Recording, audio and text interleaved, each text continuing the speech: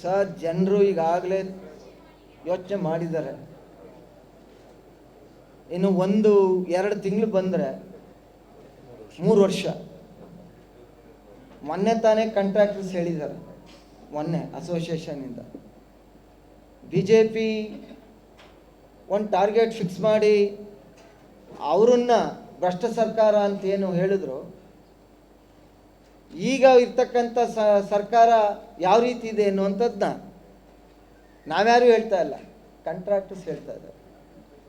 ಆಮೇಲೆ ಎಷ್ಟು ಬಿಲ್ ಆಗ್ತಾ ಇದ್ದಾವೆ, ಯಾವ್ಯಾವ ತಾಲೂಕಲ್ಲಿ ಬಿಲ್ ಆಗ್ತಾ ಇದ್ದಾವೆ, ಯಾವ ತಾಲೂಕು ಆಗ್ತಾ ಇಲ್ಲ, ಅದನ್ನು ಒಂದು ಸಾರಿ ನೀವು ಸ್ಟ್ಯಾಟಿಸ್ಟಿಕ್ಸ್ ತೆಗೆದು ನೋಡಿದ್ರೆ ಗೊತ್ತಾಯ್ತು. ಈಗ ಈ ಮೊನ್ನೆ ಯಾವುದೋ ನಿಮ್ಮಲ್ಲೇ ನೋಡಿದ್ವಿ, 7 ಲಕ್ಷ ಕೋಟಿ ದಾಟ್ತಾ ಇದೆ ಸಾಲ. ಅದೇನೋ ಮೊನ್ನೆ ಹುಣಸೂರಿಂದ ಬರುವಾಗ ನೋಡಿದೆ, ಡಿ ದೇವರಾಜ್ ಅರಸರವರು ಸಾವಿರಾರು ಕುಟುಂಬಗಳಿಗೆ ಭೂಮಿಯನ್ನು ಕೊಟ್ಟಂಥವ್ರು.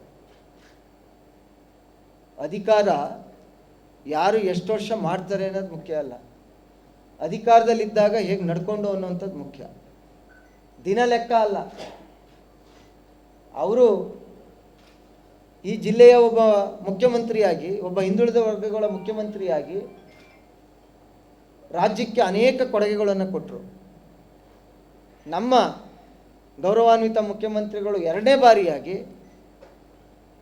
ಒಂದೊಂದು ಮೈಸೂರು ಜಿಲ್ಲೆಯ ಜನಕ್ಕೆ ಈಗ ಅವರೇ ಕೊಟ್ಟಿರ್ತಕ್ಕಂಥದ್ದು 1 ಲಕ್ಷ ಒಬ್ಬರಿಗೆ ಸಾಲ. ನಾನು ಹೇಳ್ತಾ ಇಲ್ಲ, ಅವ್ರ ಕೊಡುಗೆ ಏನು, ಇವ್ರ ಕೊಡುಗೆ ಏನು, ಅದನ್ನು ರಾಜ್ಯದ ಜನ ತೀರ್ಮಾನ ಮಾಡಲಿ ಅನ್ನುವಂಥದ್ದನ್ನ ಈಗಾಗಲೇ ಮುಂದಿನ ದಿನಗಳಲ್ಲಿ ಚುನಾವಣೆ ಯಾವಾಗ ಬರುತ್ತೆ ಅಂತ ಕಾಯ್ತಾ ಇದ್ದಾರೆ. ಎಲ್ಲ ದಿನನಿತ್ಯದ ಬೆಲೆ ಉಪಯೋಗಿಸ್ತಕ್ಕಂಥ ರೈತರಿಂದ ಹಿಡಿದು ಎಲ್ಲರ ಜೀವನ ಭಾಳ ದುಬಾರಿ ಆಗ್ತಾ ಇದೆ. ಅದರಿಂದ ನೆನ್ನೆ ನಾನೆಲ್ಲೋ ನೋಡಿದೆ, ನಿಮ್ಮ ಪತ್ರಿಕೆಯಲ್ಲೂ ಕೆಲವು ಕಡೆ ನೋಡಿದೆ, ಇಲ್ಲಿ ಒಂದು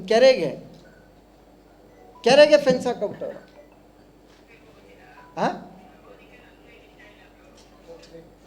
ಕೆರೆಗೆ ಫೆನ್ಸ್ ಹಾಕೋಬಿಟ್ಟವ್ರೆ. ಪಾಪ ತಹಶೀಲ್ದಾರರು ಮತ್ತು ಕೆಲವರು ಗಮನಕ್ಕೆ ತಂದು ಅದನ್ನು ತೆರವು ಮಾಡಿಸೋವಂಥ ಕೆಲಸನ ಯಾರ್ಯಾರು ಮಾಡಿರಲಿ, ಪ್ರಶಂಸೆ ಮಾಡೋಣ. ಈ ಥರ ನಮ್ಗೆ ಅರ್ಥ ಆಗ್ತಾ ಇಲ್ಲ. ಆಮೇಲೆ ನೆನ್ನೆ ಒಂದು ವಿಡಿಯೋ ಕಳಿಸ್ತೀನಿ. ಈಗ ಮೈಸೂರು ನಗರಾಭಿವೃದ್ಧಿ ಪ್ರಾಧಿಕಾರದಲ್ಲಿ ಒಂದು 8-10 ವೆಹಿಕಲ್ಲು, ಸ್ಕ್ರ್ಯಾಪ್ ವೆಹಿಕಲ್ಲು, ಅದು ಆ್ಯಕ್ಷನ್ ಆಗುತ್ತೆ. ಸ್ಕ್ರ್ಯಾಪ್ ಅಂತ ಯಾವಾಗ ತೀರ್ಮಾನ ಆಗೋದು, ಅದು ಓಡಲ್ಲ ಅಂದಾಗ, ಅದನ್ನು ತೂಕಕ್ಕೆ ಮಾತ್ರ.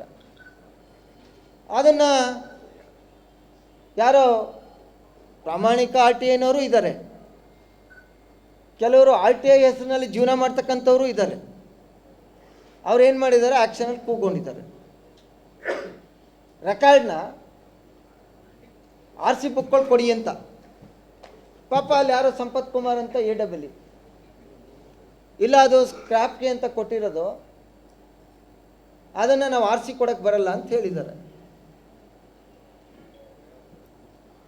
ಎಷ್ಟು ಶಕ್ತಿ ಇದೆ ಅಂದರೆ ಅವ್ರನ್ನ ವರ್ಗಾವಣೆ ಮಾಡಿಸಿದ್ದಾರೆ. ನಿಮ್ಗೊಂದು ವಿಡಿಯೋ ಕಳಿಸ್ತೀನಿ. ಈಗ ಅವ್ರನ್ನ ವರ್ಗಾವಣೆ ಮಾಡಿಸಿ, ಇದ್ರ ಹಿಂದೆ ಯಾರಿದ್ರು ಆ ವ್ಯಕ್ತಿ ಇಡೀ ಮೈಸೂರು ನಗರಾಭಿವೃದ್ಧಿ ಪ್ರಾಧಿಕಾರದಲ್ಲಿ ಬಾಕ್ಸಲ್ಲಿ ತಗೊಂಡೋಗಿ ಸ್ವೀಟ್ ಹಂಚ್ತಾರೆ.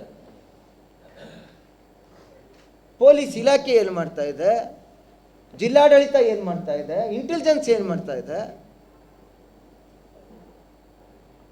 ಜನರನ್ನ ಯಾವ ಮಟ್ಟಕ್ಕೆ ತಂದಿದ್ದೀರಾ? ಪ್ರಾಧಿಕಾರದಲ್ಲಿ ಅಧಿಕಾರಿಗಳು ಬಿಟ್ಟರೆ 3ರಿಂದ 5 ಗಂಟೆವರೆಗೆ ಸಾರ್ವಜನಿಕರಿಗೆ ಸಂಪರ್ಕ ಮಾಡಿಕೊಡ್ಬೇಕೇ ವಿನಃ ಬೇರೆ ಸಂದರ್ಭಗಳಲ್ಲಿ ಏನು ಕೆಲಸ ಅಲ್ಲಿ? ಅಥವಾ ನೀವು ಏನಾದರೂ ಮಾಡಬಾರ್ದು ತಪ್ಪು ಮಾಡಿ ಅವ್ರಿಗೆ ಹೆದರ್ಕೋತಾ ಇದ್ದೀರಾ? ಎಲ್ಲಿಗೆ ಹೋಗಿದೆ? ಅದು ಮೈಸೂರು ಜಿಲ್ಲೆ, ಮುಖ್ಯಮಂತ್ರಿಗಳ ಜಿಲ್ಲೆನಲ್ಲಿ. ಇಂಥ ವ್ಯವಸ್ಥೆನಲ್ಲಿ ನಾವು ಬದುಕ್ತಾ ಇದ್ದೀವಿ. ನಾನು ವಿಡಿಯೋ ಕಳಿಸ್ತೀನಿ ಈಗ ನಿಮಗೆ. ಮೈಸೂರು ನಗರಾಭಿವೃದ್ಧಿ ಪ್ರಾಧಿಕಾರದಲ್ಲಿ ಹೋಗಿ ಒಬ್ಬ